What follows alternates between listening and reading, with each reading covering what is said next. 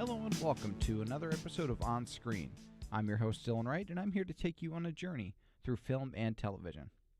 So 1 year ago on the On Screen podcast, I talked about Star Wars, specifically the prequel trilogy. I figured since The Last Jedi was coming out, the latest in the sequel trilogy of Star Wars movies, I would talk about the series, the state of the series right now, see what is in store for Star Wars and what the future could possibly hold. Now, Star Wars has been a series that has had breaks. After the first original trilogy, ending with Return of the Jedi, Episode 6, there was a long pause before the series really picked up again with The Phantom Menace. It was almost a 20-year gap between these two series.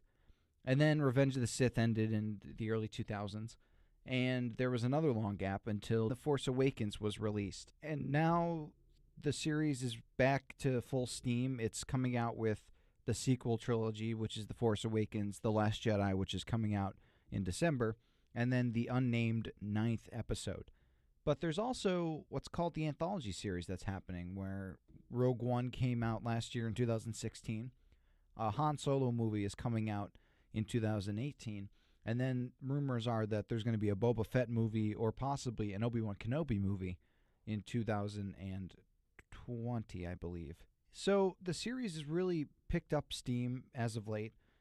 Even on the off periods, there's been some Star Wars material being released. Between the Return of the Jedi and The Phantom Menace, a whole slew of books was released called The Expanded Universe that detailed what happened after the original series ended. Now none of that's canon because Disney bought Star Wars, and of course Lucasfilm was like, you know what, we're just going to make an entirely new series. We don't want these new movies that take place after the original movies to be beholden to this other timeline and these other stories. We want it to be completely new. We want to give them a lot of creative freedom to do that.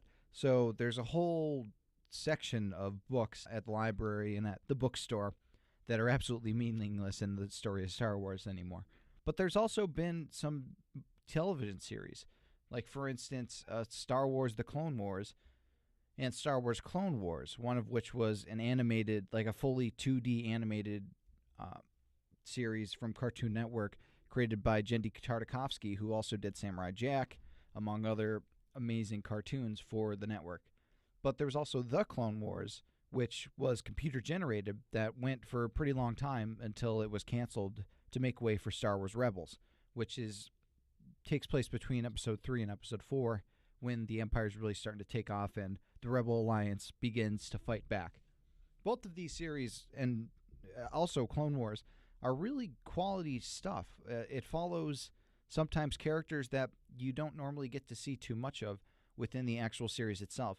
Hey, those ragtag group of rebels that you see running in the background, well, they're in charge of the entire series in Star Wars Rebels. It's stories like that that make the Star Wars universe so massive and expansive.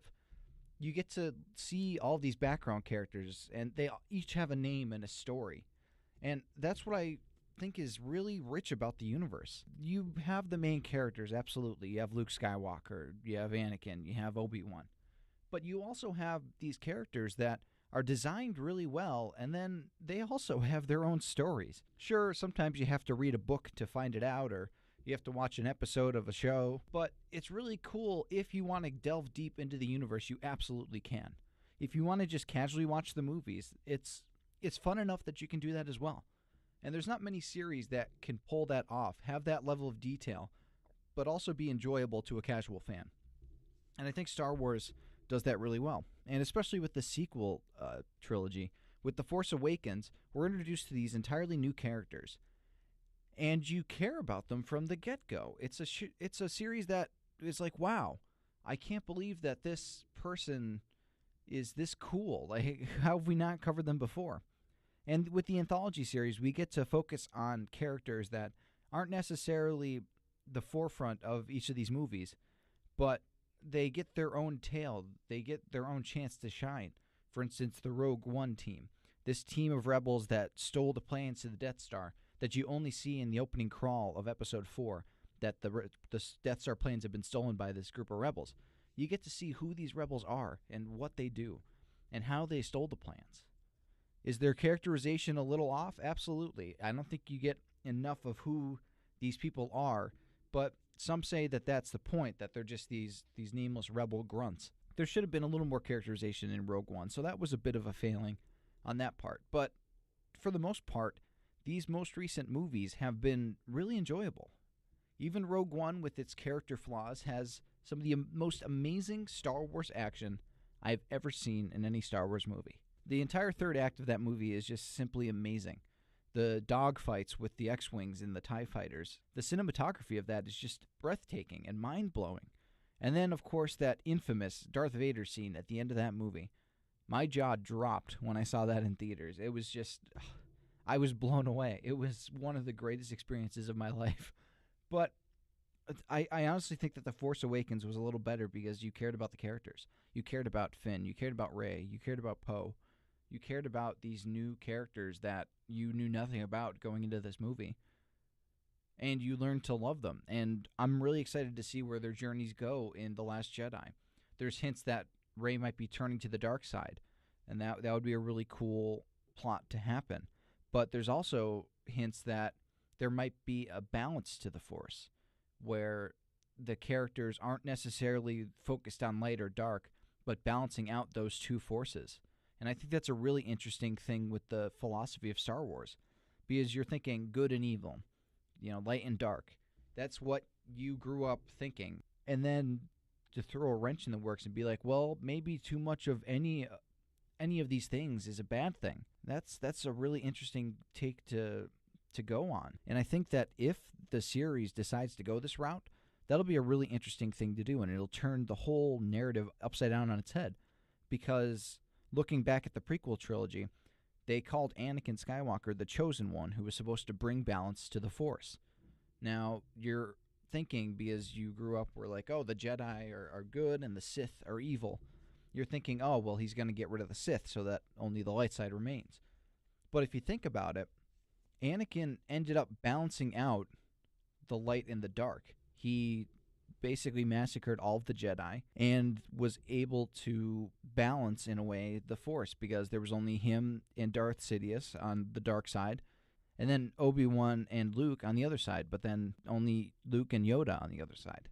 So it's really interesting to see where this series is going to take it. And of course, it's still going to be fun while doing it, because it's not going to just be bogged down in the depressing stuff. If you look at Empire Strikes Back, which is often seen as the dark, depressing middle movie of the series, there's a lot of humor in that. There's Han Solo making fun of C-3PO. There's Lando getting choked out by Chewie and keeps saying Han's name is Han. There's a lot of fun humor in it. Yoda is basically comic relief until it's determined that he's this Jedi Master. So even when Star Wars is dark and depressing, and there's always fun to be had in it, and I think that's what makes a good Star Wars movie, is that it doesn't lose its sense of fun. Even when the beginning of Force Awakens, when Kylo Ren is storming this village and looking for this hidden map to find Luke Skywalker, and he's captured Poe Dameron and he's about to interrogate him. Poe's like, there's like this long pause, and Poe's like, who talks first? Should I talk first? Do you talk first? And it's this funny moment of levity that lessens the tension and reminds you this is a Star Wars movie. It's okay to have fun. And a lot of shows nowadays and a lot of movies nowadays forget to have fun while doing the seriousness, because an all-serious movie is a real drag. It's really, really tough to get through because you're just being pushed down and shoved down deeper into your emotions. You need like a life preserver to buoy you to the top of the waves. And Star Wars really throws out those life preservers in a really rewarding and a really impactful way. It makes it so that there isn't a problem with the depressingness of a movie. It's science fiction. It's supposed to have some fun to it. And Star Wars is a fun series. And I think that's why it's one of my favorite series of all time, because it pulls off really dramatic moments well. It does that amazingly. There are deaths in this series that you really feel, and there are emotional beats that are hit perfectly. But it also has a good time. Okay, so that's going to do it for this week's episode of On Screen. If you have any future topics that you would like me to cover, let me know. I would love to cover anything that you'd like to hear. And as always, until next time, Take care.